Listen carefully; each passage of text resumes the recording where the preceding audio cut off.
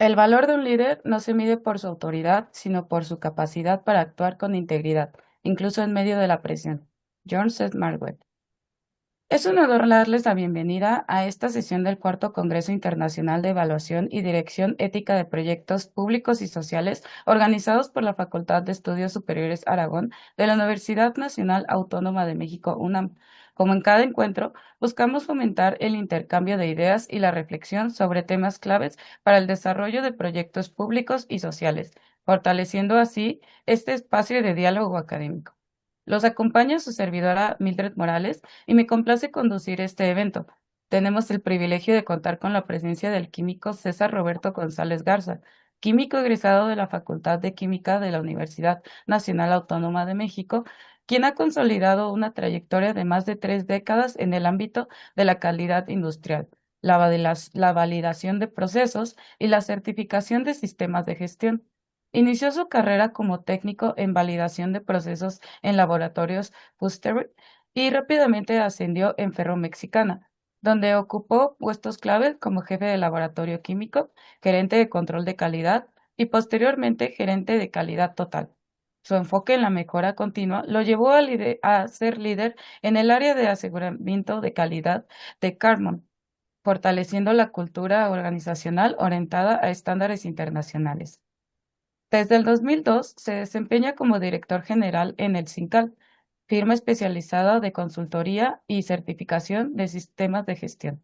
Bajo su liderazgo, más de 300 empresas han logrado certificarse en normas internacionales como ISO 9001, ISO 13485, ISO 14001, ISO 22000 y FSSC 22000, ISO 28001, ISO 37001 y HACCP, análisis de peligros y puntos críticos de control.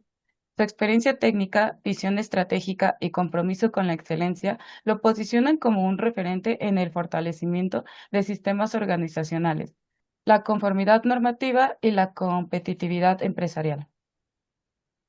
El químico César González nos estará presentando su conferencia titulada Ética y Prevención de la Corrupción, enmarcando en el eje temático Administración y Aseguramiento de la Calidad en Proyectos Públicos.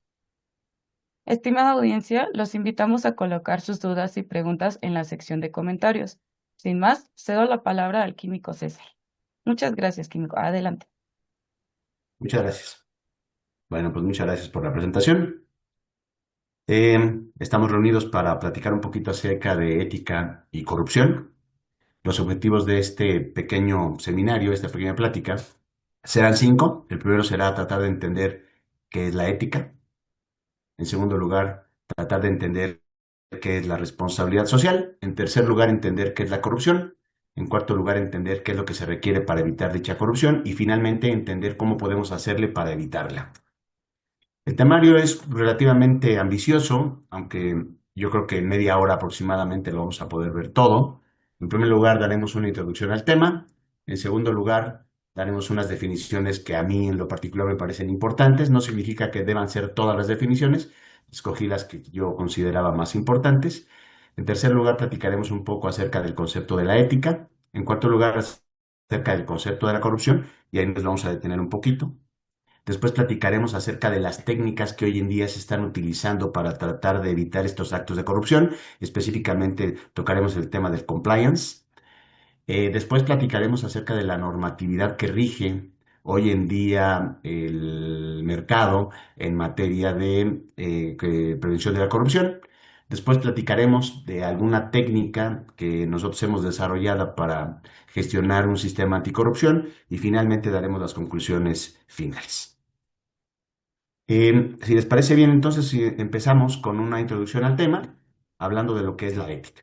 Y lo que dice esta diapositiva es que la ética es la rama de la filosofía que estudia la moral de la conducta humana. Yo me permití poner como referente aquí a Mahatma Gandhi, porque creo que es una persona que evidentemente fue ético, ¿no? En su manera de proceder, ¿ok?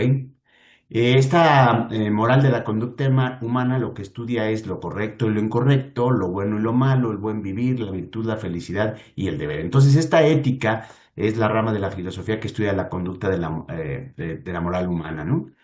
Me permití también traer un video muy antiguo de una película que de hecho no sé ni cómo se llama, pero me llamó mucho la atención el tema que toca en el sector salud.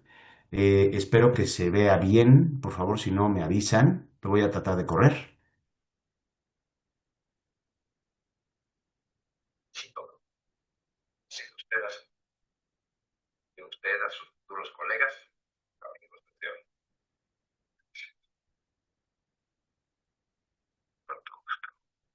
hemos creído pertinente, doctor, instruirle respecto a determinadas normas cuya observancia es obligatoria en esta clínica.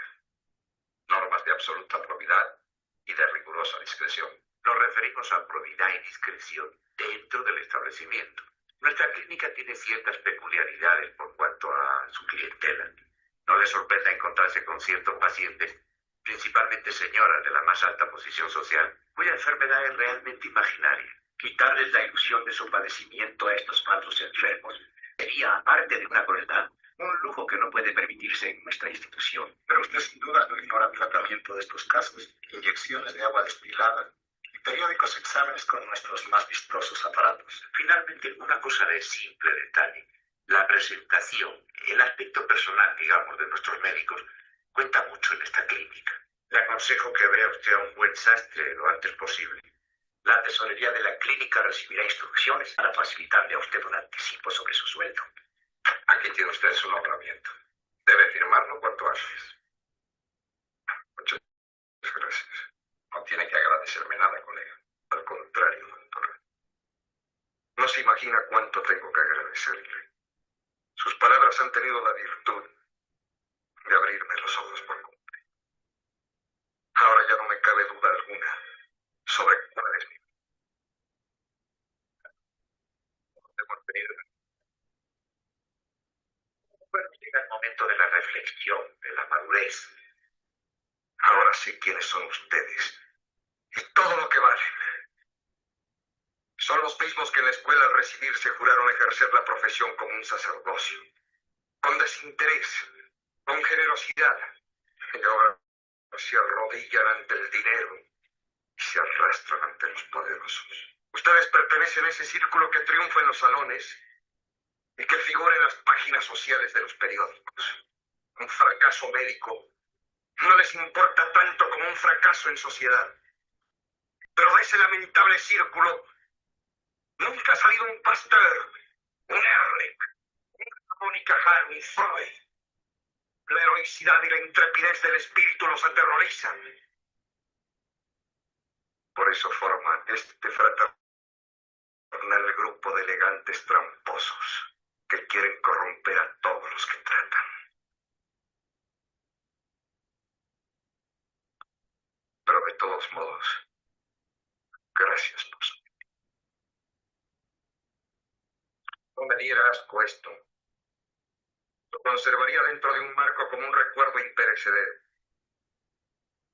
Jamás pude encontrar en un espacio tan breve de papel una verdad tan grande como...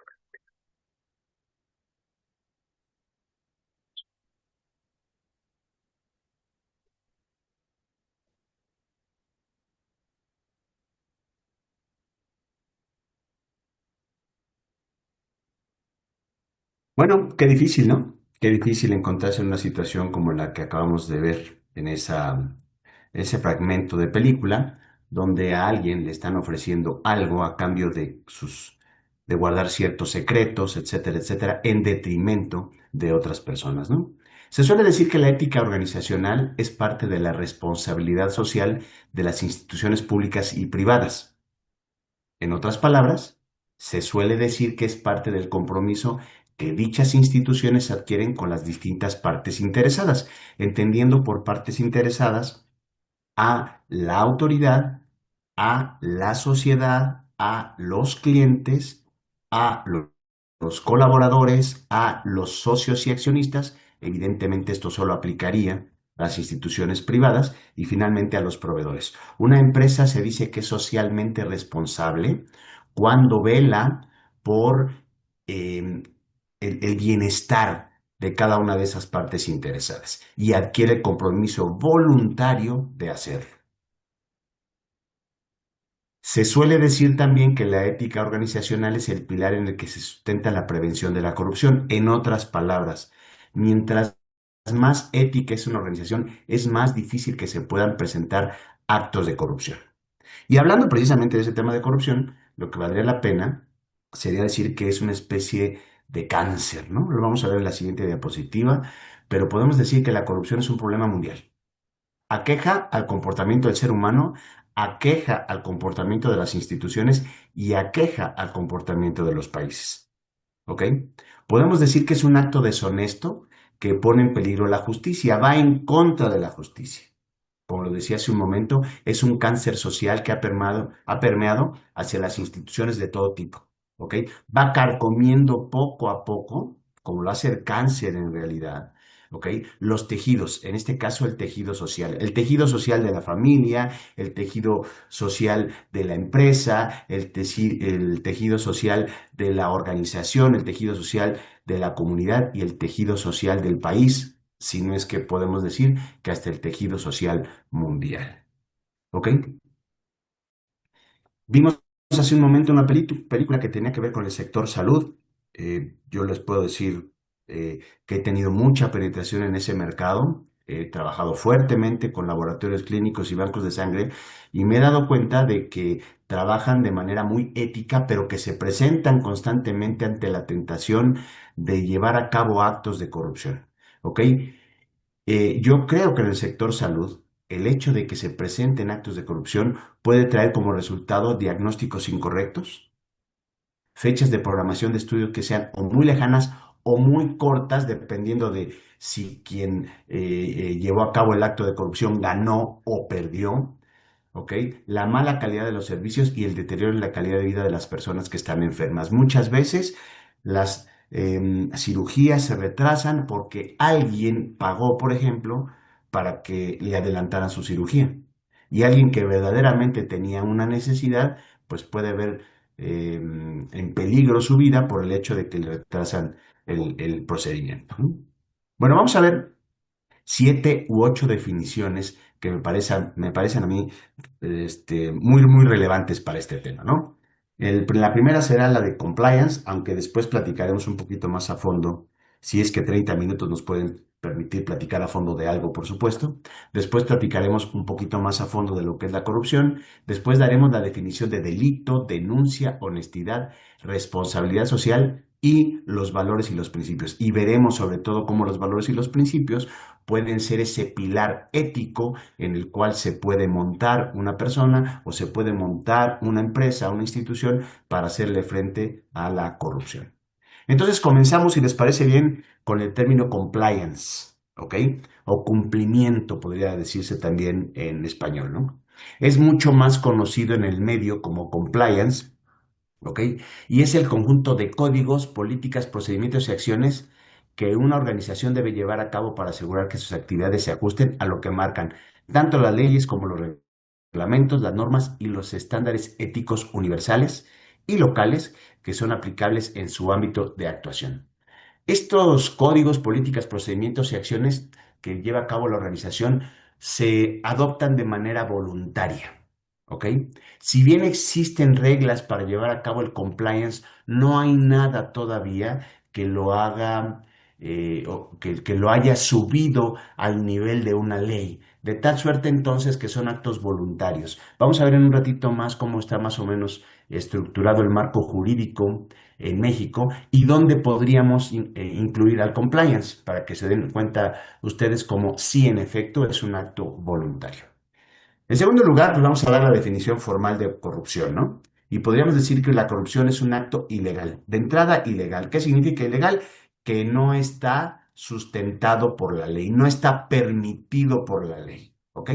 O bien es un acto incorrecto, mediante el cual ya sea un funcionario público o cualquier persona que trabaje en la iniciativa privada de cualquier institución, recibe por parte de alguien más, ¿ok? Cualquier tipo de beneficio. Este beneficio podría ser económico o en especie y se lo dan a esta persona con el fin de comprometerlo, ya sea a realizar algo que no debiera hacer, ya sea a omitir algo que debiera declarar, ya sea a agilizar algo que debiera seguir su trámite normal, ya sea retrasar algo que debiera seguir otra vez su trámite normal, o bien para condicionar cuestiones relativas a sus funciones. ¿Ok? Vamos a ver en un momento más varios ejemplos de corrupción. Por supuesto, no van a ser todos, vamos a dar tan solo algunos ejemplos para que quede mucho más claro cómo muchas personas se ven comprometidas y deciden entrar a la corrupción, en las instituciones. La siguiente definición que vamos a dar es la definición de delito. Y como pueden ver ustedes ahí en la pantalla, pues tenemos una imagen de una persona que está tras las rejas, ¿verdad? Tiene su uniforme de presidiario y al parecer está en la cárcel. Podemos decir que el delito es un acto o una omisión que realiza una persona o una organización y que además transgrede las leyes penales aplicables. Esto es muy importante, ¿ok? Solamente cuando se transgreden las leyes penales se habla de delitos, ¿ok?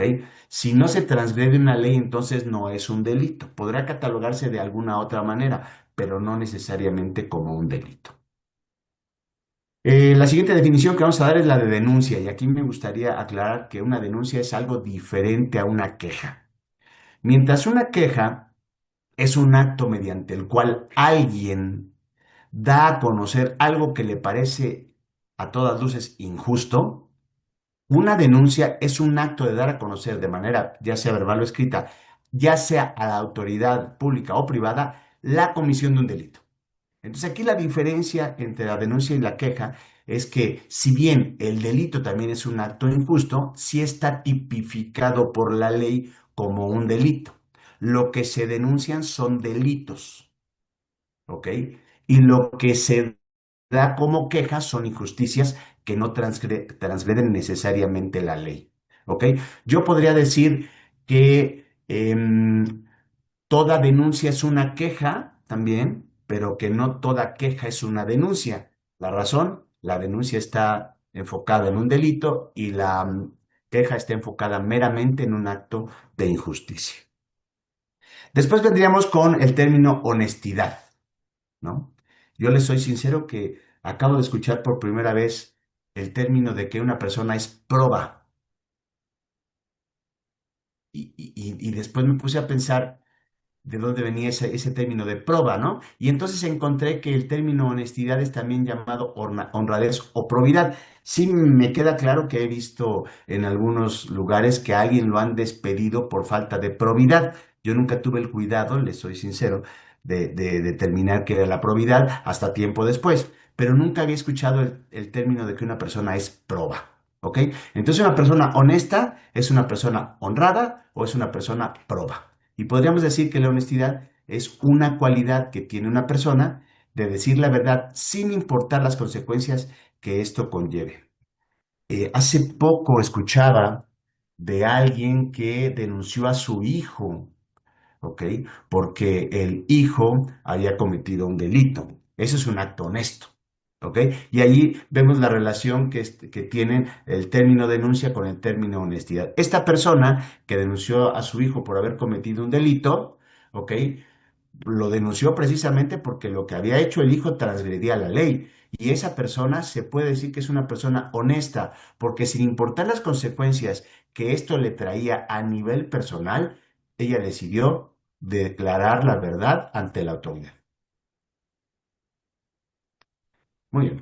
Después vamos con el término que ya de alguna manera abordamos hace un momento, que es el de responsabilidad social, y que dice que es la contribución activa y voluntaria, esto es muy importante, con respecto al mejoramiento social, económico y ambiental por parte de las instituciones, con el objetivo de mejorar su situación competitiva y su valor añadido en el mercado y en la sociedad.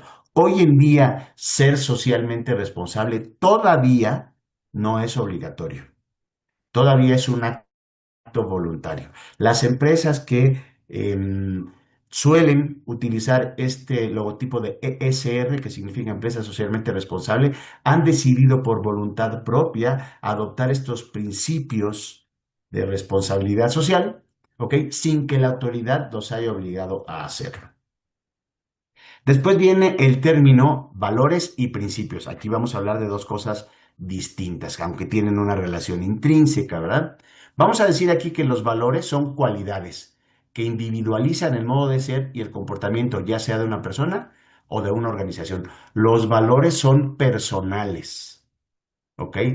Cada persona puede tener valores diferentes. Una persona puede tener un valor y una persona puede tener un valor distinto, porque son creencias, dice aquí, que se tienen con respecto a cuestiones o a ideas específicas.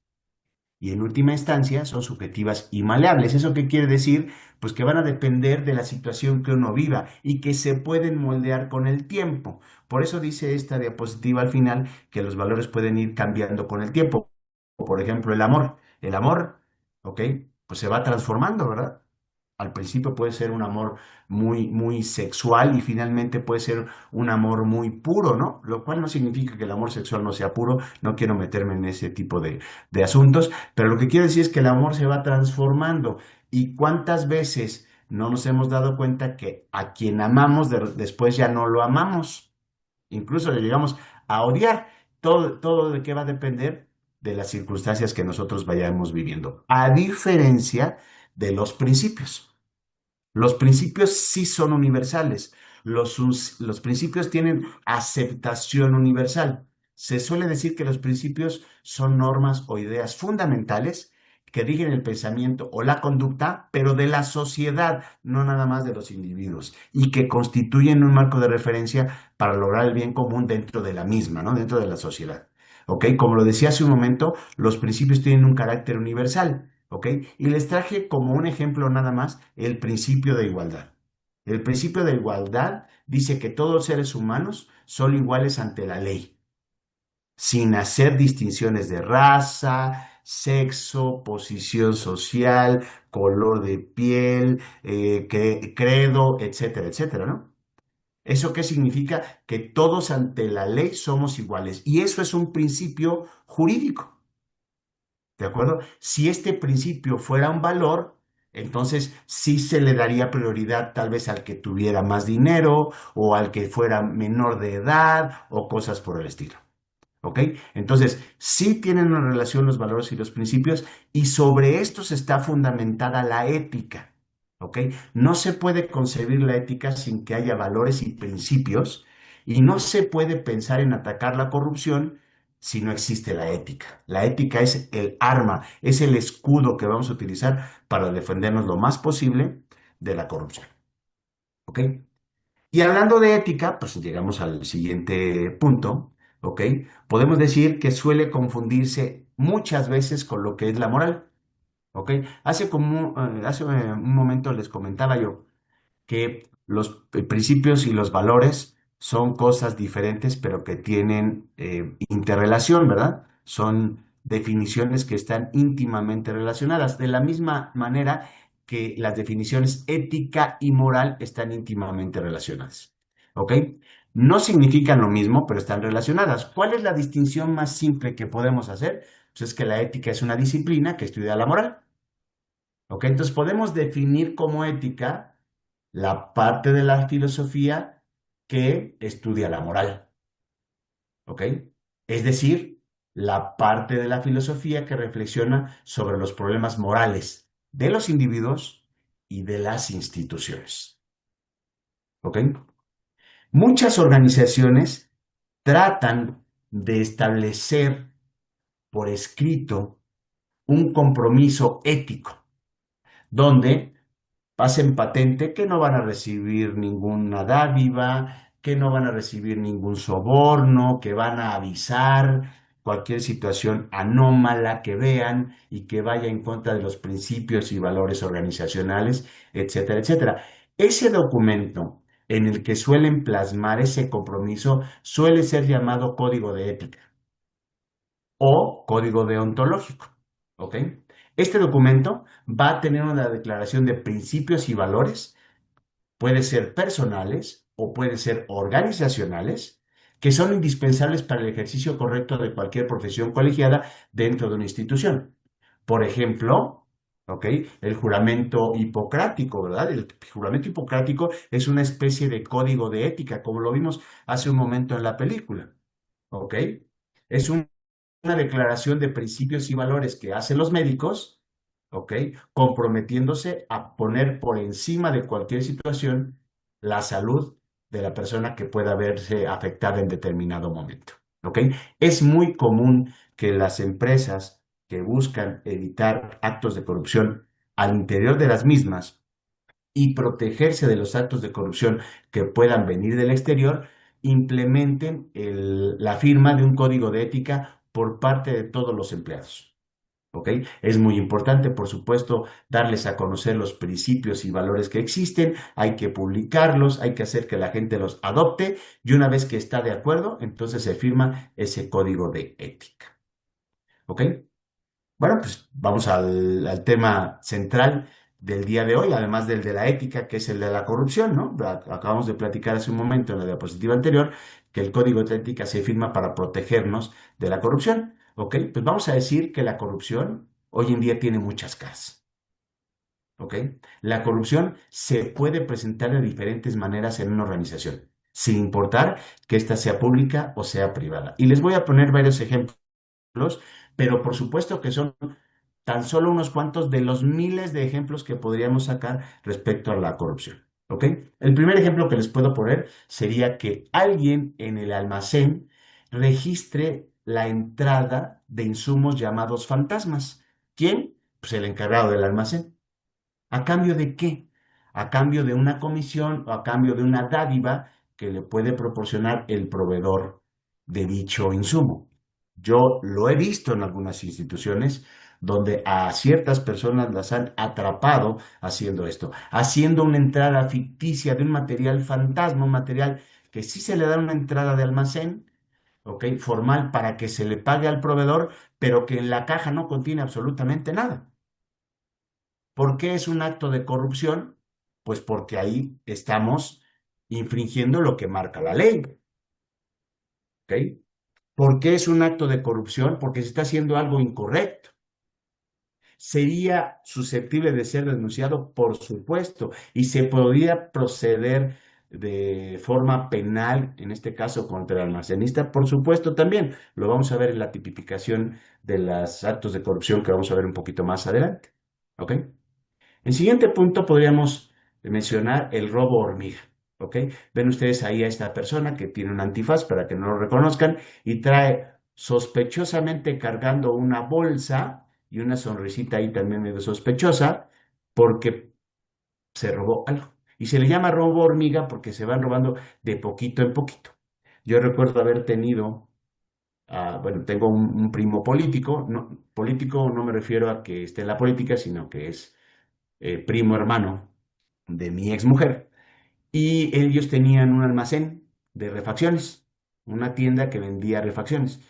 Y conforme se fueron dando cuenta, pues les fueron robando los empleados de poquito en poquito ciertas partes. ¿Ok? Ese es el robo hormiga al que yo me refiero. Es el robo de insumos por parte del personal en contubernio muchas veces con el personal de vigilancia. A veces no, no es necesario que haya un contubernio con el personal de vigilancia, pero evidentemente cuando hay un contubernio, ahí hay un acto de corrupción. ¿Por qué? Porque le estamos pagando en especie o le estamos pagando en efectivo a alguien para que robe y a alguien para que no vea o se haga, como decimos en México, de la vista gorda, que alguien está robando.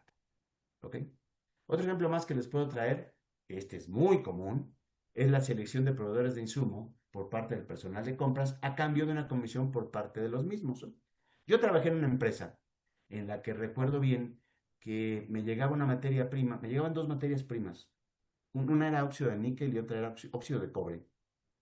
No recuerdo, y si lo supiera no diría el nombre de la compañía, pero recuerdo muy bien que era la única materia prima que cuando me llegaba, la persona de compras me hablaba y me decía, oye, ya llegó el material y necesitamos que lo apruebes rápido porque tenemos un convenio con el proveedor de hacerle un pago muy rápido a cambio de que nos deje muy barato el material, ¿no?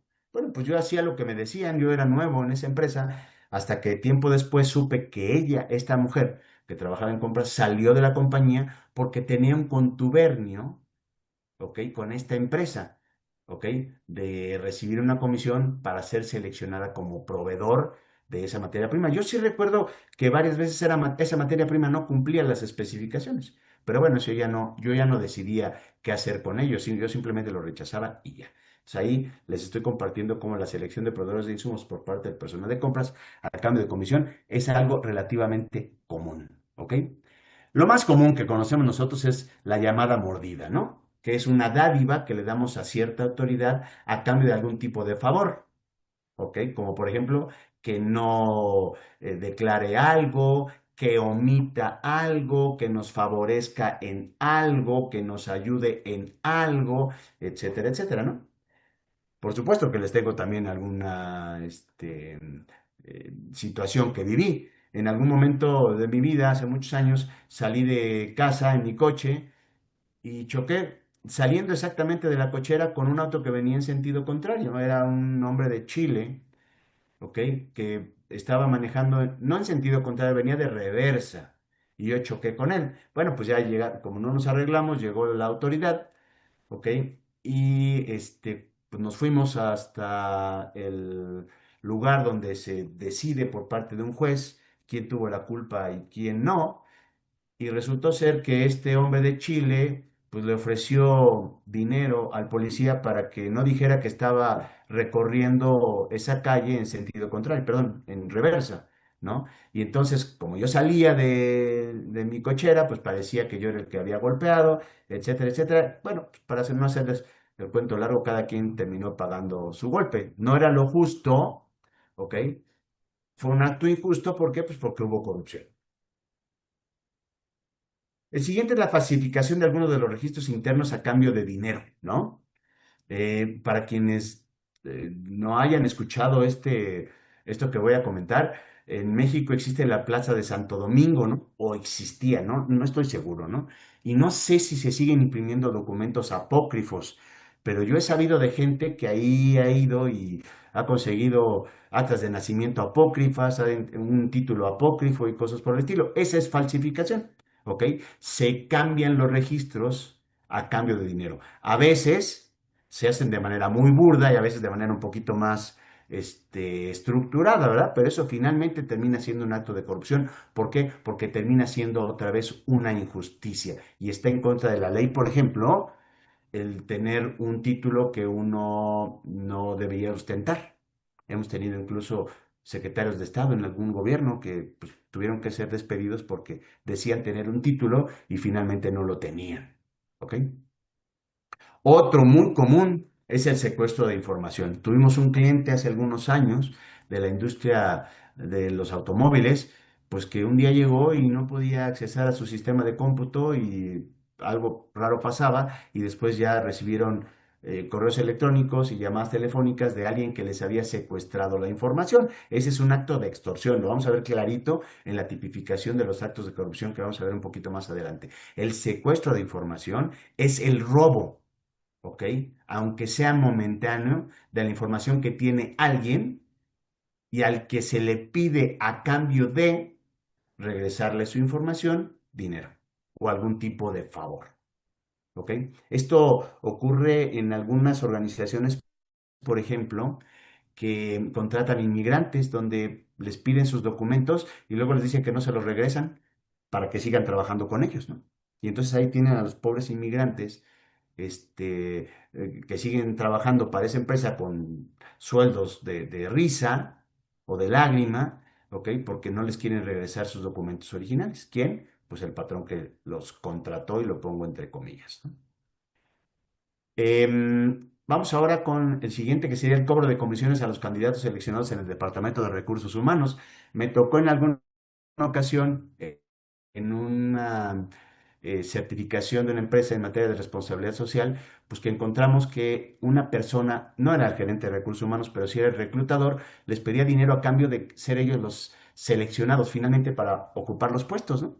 Entonces esto es pues, relativamente común en las organizaciones. Por eso es que yo he visto ya últimamente, por ejemplo, en muchas dependencias gubernamentales, que aparecen algunos trípticos donde dan el nombre de la persona que nos está atendiendo y donde dice que bajo ninguna circunstancia nos va a pedir ningún dinero ni ningún favor, nada a cambio de los servicios que nos está otorgando, so pena de que si lo hace podamos denunciarlo a una línea que viene ahí, ¿no? Bueno, esta empresa tuvo que hacer algo similar, tuvo que ponerles a los reclutadores ese tríptico pues, para que los mismos candidatos pudieran denunciarlos en el caso de que se dieran este tipo de actos. Y así como les dije hace un momento, pues podría yo enunciar miles, cientos o miles de diferentes ejemplos de lo que serían actos de corrupción, ¿ok? Pero no podemos hacerlo en una plática de tan solo 30 minutos, ¿ok?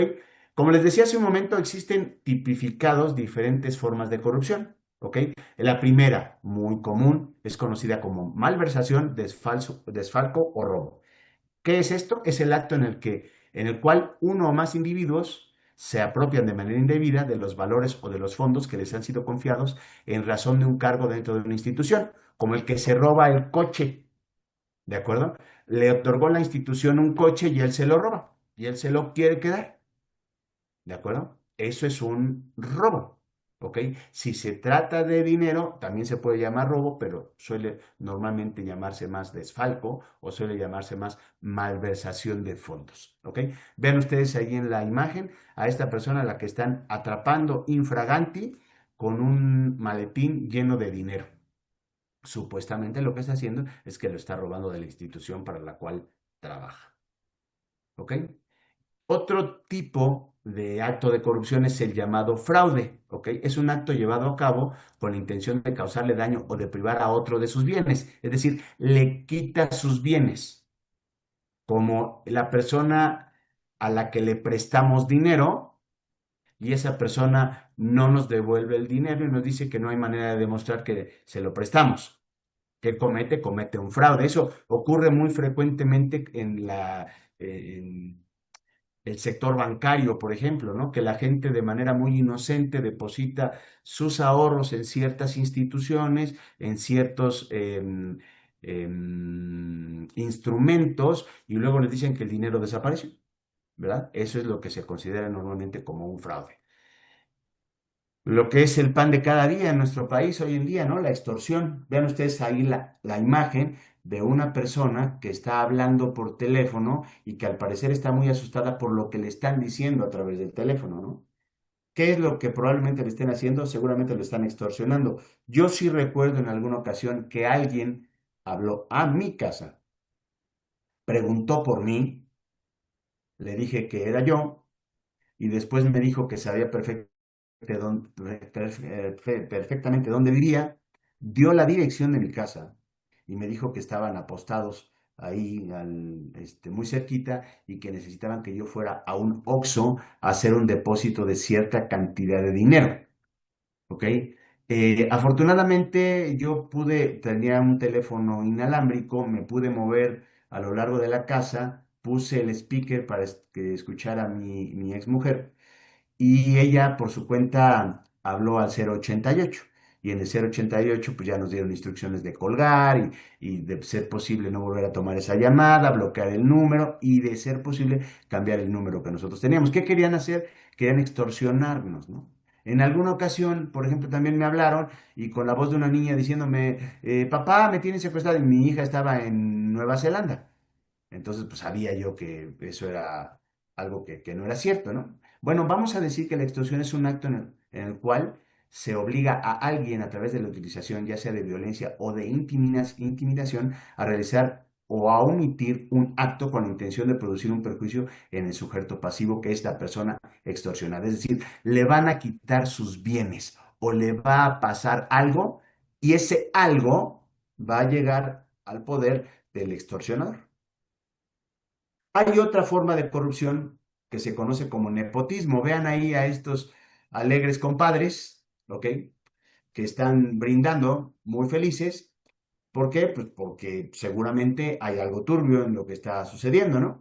Vamos a decir que el nepotismo es un acto que implica favorecer a familiares o amigos, otorgándoles empleos, contratos o posiciones dentro de una organización sin haber considerado ya sea sus méritos o sus competencias. Si regresamos al ejemplo del departamento de compras de las instituciones, es también común que sin necesidad de que haya dinero a cambio, las personas favorezcan a sus amigos o a sus familiares para que ganen negocios.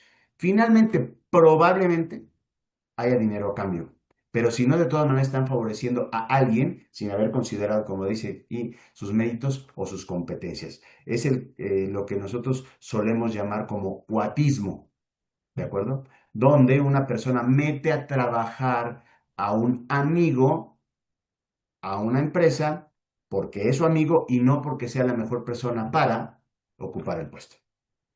¿Ok? Hay otra forma de corrupción que es el llamado soborno o también llamado cohecho, son sinónimos, ¿no? Que esto también es muy común. Vean ustedes ahí como una persona le está entregando un sobre y si le ponen un poquito de atención se van a dar cuenta que ese sobre tiene unos billetitos y se están haciendo los locos, ¿verdad? Uno se hace el loco de que lo está entregando y otro se hace el loco de que lo está recibiendo.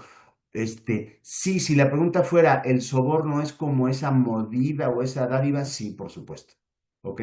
Serían cosas similares. Vamos a decir que el soborno es un acto que implica una dádiva encaminada a corromper a alguien, ya sea a través de dinero, a través de regalos o a través de algún tipo de favor para obtener algo de dicha persona. ¿Ok?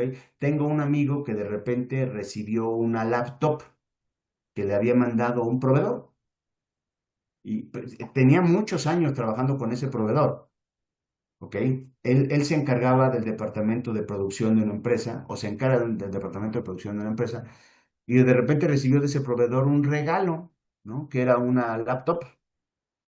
Y después lo invitaron a comer y le dijeron pues que la laptop era para agradecerle todo, y pues que querían que le siguiera apoyando, lo siguiera apoyando para que siguieran siendo considerados como el proveedor número uno, ¿no?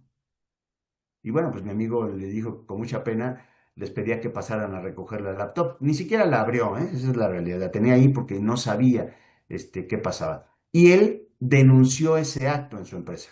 ¿Ok? Lo denunció con el oficial de cumplimiento del compliance y lo que hicieron fue vetar a ese proveedor. ¿Ok? El soborno, como lo vimos hace un momento, también es conocido como cohecho. Finalmente está la falsificación, lo platicamos hace un momento. Vean ustedes ahí a alguien que está imprimiendo billetes apócrifos, ¿verdad? Es un acto que implica la creación de documentos apócrifos como contratos, informes o registros con el fin de engañar a las autoridades. ¿Ok?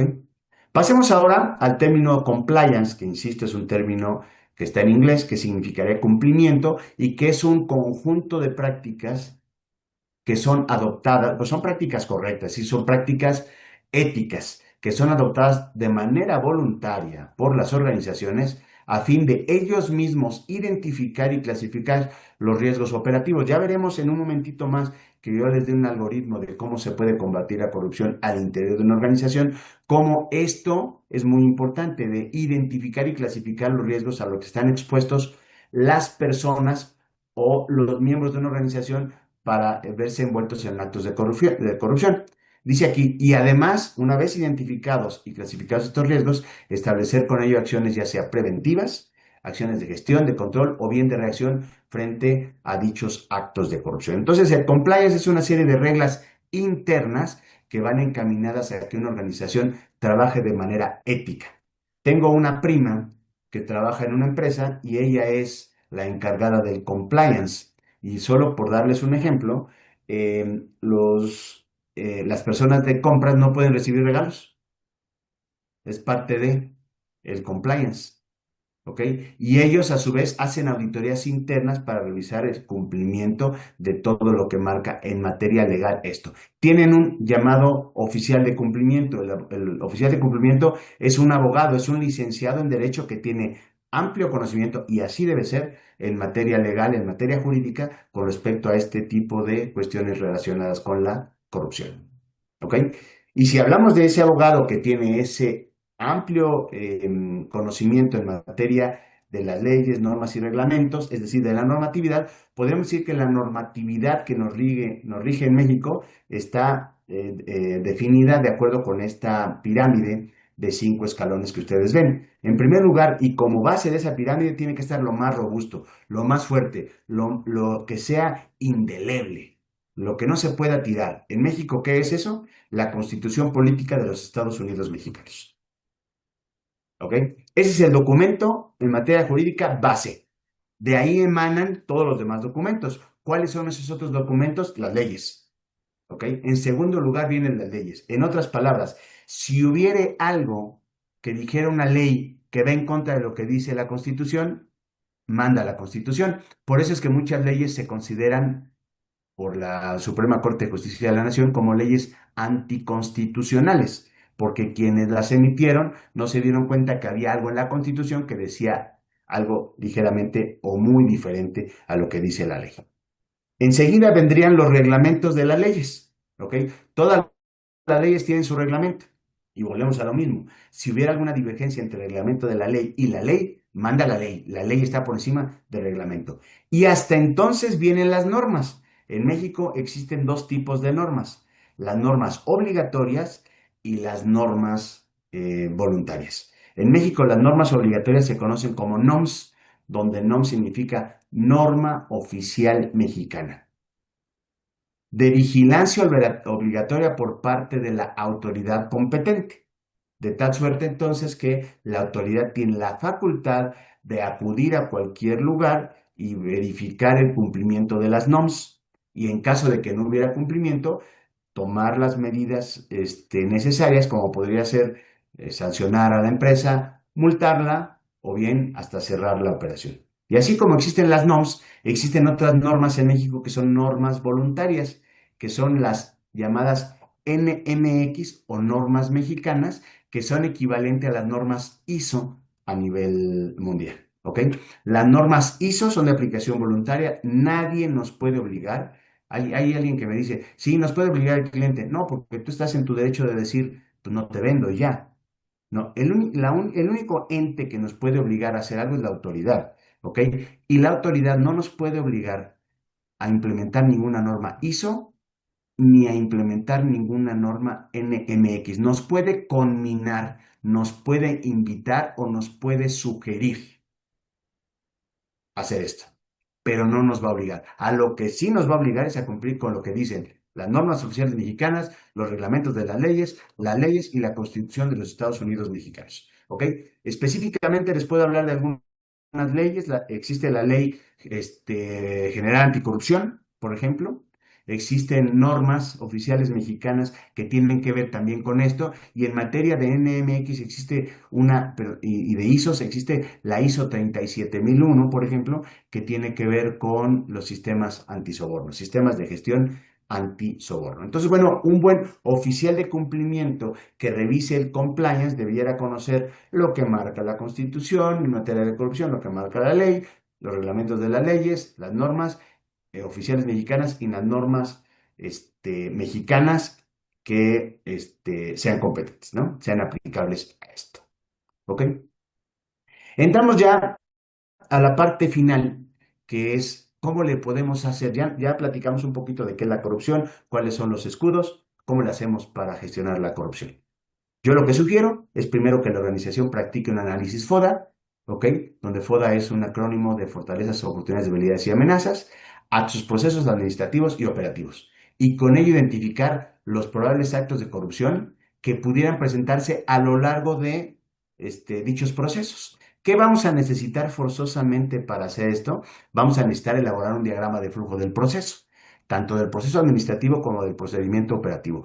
¿Para qué? Para identificar por dónde puede andar el asunto. Y luego hacer una descripción de cada una de las etapas de ambos procesos. Si nosotros logramos hacer una descripción, es muy probable que identifiquemos en qué lugares se puede dar algún tipo de acto de corrupción. Por ejemplo, si describimos, vuelvo a lo mismo, el almacén, ¿ok? Y si decimos que el proceso comienza con la recepción en el almacén y describimos cómo se hace la recepción de materiales y decimos que el material llega y el almacenista verifica que llegue en la cantidad correcta, de acuerdo con lo marcado en la orden de compra, que no esté violado el empaque, que bla, bla, bla, bla, bla, que se dé de alta en el sistema, que se pese o se cuantifique, etcétera, etcétera, ya nos podemos dar cuenta de que ahí pudiera haber mano negra, ¿verdad? Es decir, podría hacerse de la vista gorda del almacenista o bien podría cargar una cantidad excedente a la cantidad que llegó o podría decir que llegó algo que en realidad no llegó y cosas por el estilo.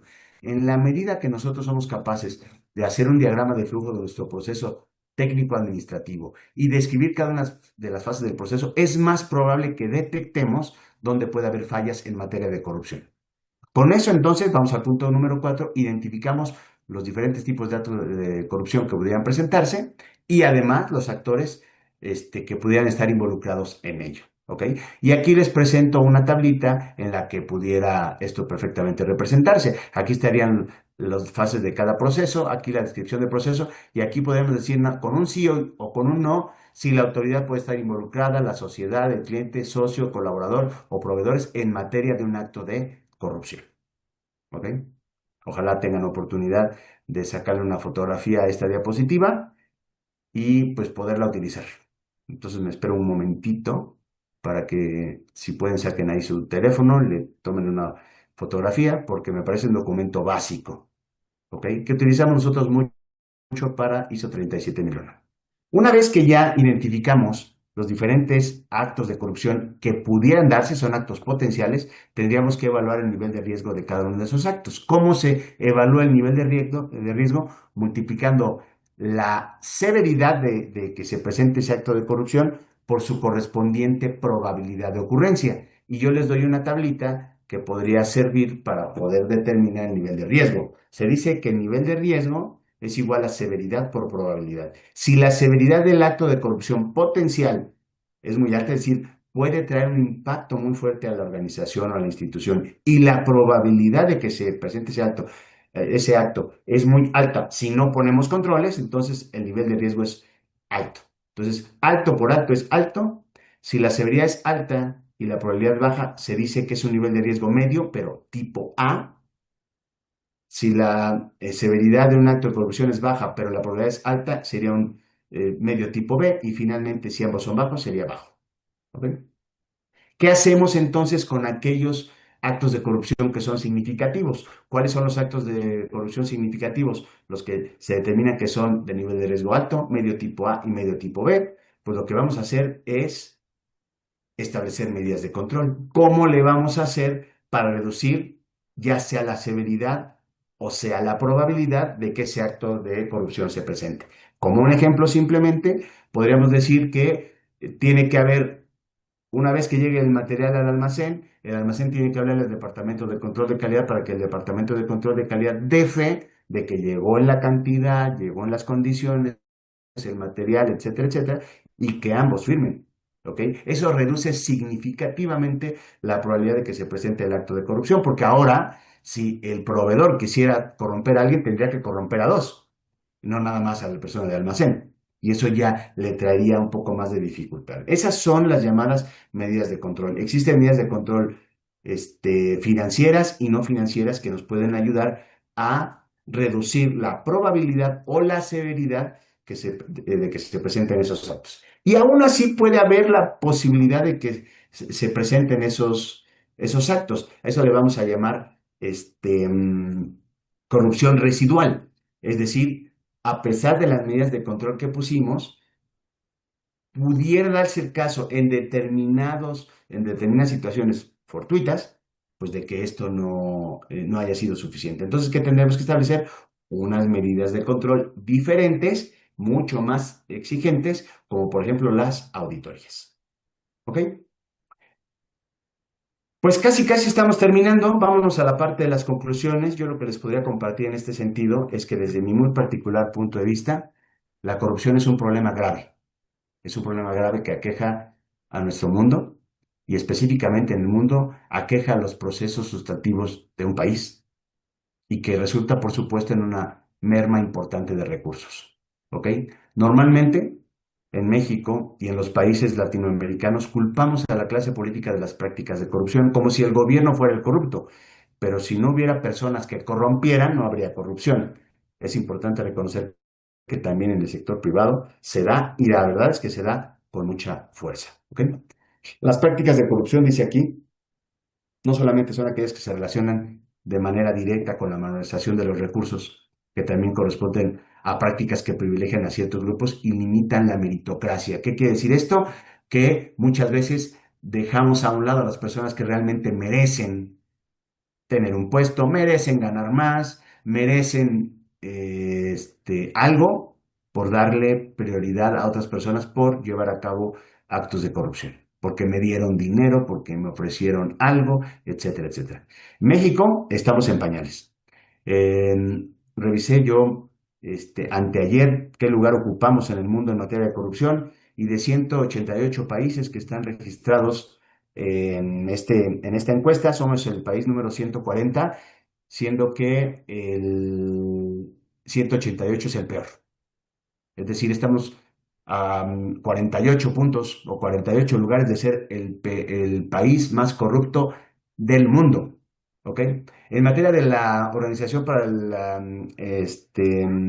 Desarrollo Económico, la OCDE, de 38 países en materia de corrupción, somos el país número 38 en corrupción. Es decir, somos el peor de todos. Pues está en nuestras manos, ¿no? Entonces a mí me parece que este tipo de seminarios, como el que estamos el día de hoy tomando, pues puede ayudar por lo menos a sensibilizarnos de que la corrupción se puede detener siempre y cuando se tengan principios y valores éticos que vengan desde la casa. Muy bien, pues entiendo que ahora vamos a pasar con las preguntas, ¿no? Perfecto. Sí, muchísimas gracias, Kimko. Voy a Ah, prender ya mi camarita. sí. Listo. Muchas gracias, Químico César, por su participación, que nos invita a reflexionar sobre la importancia de integrar principios éticos y prácticas de transparencia en la gestión de proyectos públicos, ya que así destacamos cómo es que la ética y el aseguramiento por la calidad son fundamentales para prevenir conductas indebidas y fortalecer la confianza en las instituciones. A continuación, daremos lectura a las preguntas de los asistentes. Bueno. Listo. La primera pregunta. Cuáles son las principales lecciones o conclusiones sobre la ética y la corrupción?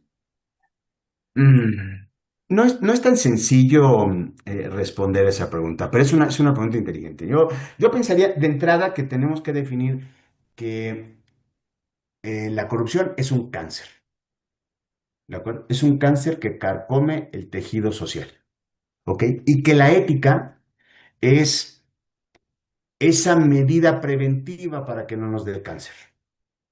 Es decir, es el escudo que podemos utilizar para protegernos del cáncer. ¿Ok? Hoy en día nos puede dar cáncer por comer mucha azúcar, por ejemplo, pues una medida preventiva sería reducir el consumo de azúcar, ¿no? Entonces yo pienso que la ética está hoy fuertemente enfocada, estos principios éticos, a reducir estos actos de corrupción. Perfecto. Segunda pregunta. ¿Qué papel juega la responsabilidad social en la prevención de la corrupción? Uf, yo pensaría que es primordial. Eh, Empezaría con la responsabilidad individual y luego la responsabilidad empresarial. Ambas son responsabilidades sociales, es decir, existe la responsabilidad social individual, donde yo, por ejemplo, pues no tiro un papel a la calle, pues no porque alguien me vaya a meter a la cárcel, sino porque tengo mis principios éticos o mis principios o mis valores morales que me impiden hacerlo, porque sé que eso daña al medio ambiente, ¿no? Entonces, la responsabilidad social individual y la responsabilidad social empresarial van a ser la pieza fundamental porque están constituidos de principios y valores que van a tener que ser compartidos por las organizaciones para evitar, para denunciar, para poner controles, etcétera, y evitar que haya actos de corrupción. Muchas gracias. Y como última pregunta, ¿qué medidas puede adoptar una organización, tanto gubernamental como en el sector privado, para gestionar el riesgo de la corrupción? Bueno, como lo mencionaba hace un momento, yo pienso que lo primero que tendría que hacer la organización es hacer un análisis FODA, es decir, determinar cuáles son sus fortalezas, oportunidades, debilidades y amenazas en materia de corrupción. ¿Ok?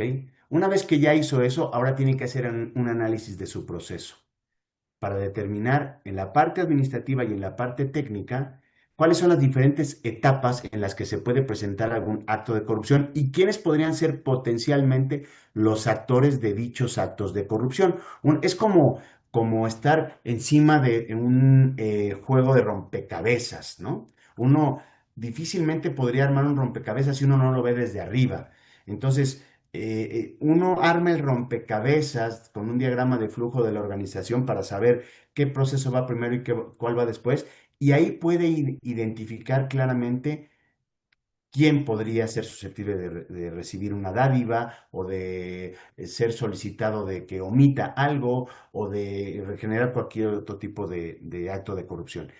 Y a partir de ello, establecer controles para evitar que eso suceda. Es decir, si ya sé que, vuelvo al ejemplo de la persona de compras, si ya sé que la persona de compras, porque así sucede, pudiera darse el caso de que reciba a un proveedor que le ofrezca dinero a cambio, pues a lo mejor ahora necesitamos que haya una lista de proveedores aprobados y que esa lista de proveedores aprobados no sea emitida por el departamento de compras, sino por el departamento de producción o para el departamento de control de calidad, para que el departamento de compras solamente le pueda comprar a los que aprobó la organización y no a quien se le acerque para que les compre a cambio de una dádiva. Es decir, habría que hacer un análisis FODA, un análisis del proceso para identificar las diferentes etapas y actores del proceso que puedan estar involucrados en un acto de corrupción. Y número tres, establecer las medidas de control pertinentes para tratar de que no suceda, ¿verdad? No me acuerdo cómo se dice esta palabra, por ejemplo, cuando uno coloca su imagen de ADT, que es esta organización policial que nos permite que si alguien entra a nuestra casa, le llamen a la policía, etcétera, etcétera. Cuando uno coloca ese logotipo en una casa, lo que está haciendo es tratando de evitar que la gente que tenga malas costumbres se acerque ahí, porque sabe que ahí se puede meter en un problema. No me acuerdo cómo se dice esa palabra, pero ese es el fin, ¿no? Poder- Claro, no se preocupe. Pues sí, es muy, muy importante que justamente nosotros logremos identificar, pues desde un FODA, cuáles son las fortalezas y debilidades en nuestros procesos. Y a partir de ahí, como comenta, podemos aplicar controles que nos ayuden a llevar pues, que no dejemos entrar a los malos, al fin y al cabo, ¿no? Que Exacto, esta brecha se acorte también. exactamente. Sí, Pues es correcto. muchísimas gracias por la información, nos queda muy claro y todas las herramientas que también nos estuvo compartiendo. Pues gracias a ustedes. Ojalá este seminario les sirva. Perfecto. Pues muchas gracias. Con esto damos por concluida la sesión. En nombre de la Universidad Nacional Autónoma de México, la Facultad de Estudios Superiores Aragón, el Centro de Actualización y Capacitación Profesional Los Galeana, el comité organizador y nuestros patrocinadores, le damos las gracias al químico César González por su valiosa participación, a todos ustedes por su asistencia y les invitamos a que sigan el Congreso en nuestras diferentes redes sociales. Los esperamos en las siguientes actividades y que todos tengan un buen día. Muchas gracias.